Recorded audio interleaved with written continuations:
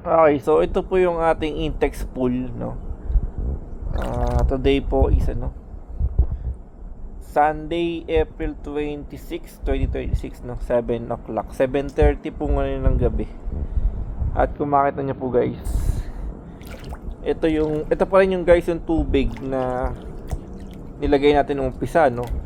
So, yun lang, yun ang gamit nating filter. Tapos nagdagdag pa nga tayo ng isa pang filter. So, dalawa yung filter natin, Pero as you can see guys, ito pa rin yung tubig niya, di ba? Tapos yung amoy, syempre, naglalagay tayo ng chlorine. So, hindi yung tubig malinis pa rin, tapos walang amoy. Naamoy lang dito guys yung chlorine, pero okay naman. Pero yan siya, di ba? Klarong-klaro pa rin, no? Maganda yung yung sun filter sa tingin ko lang.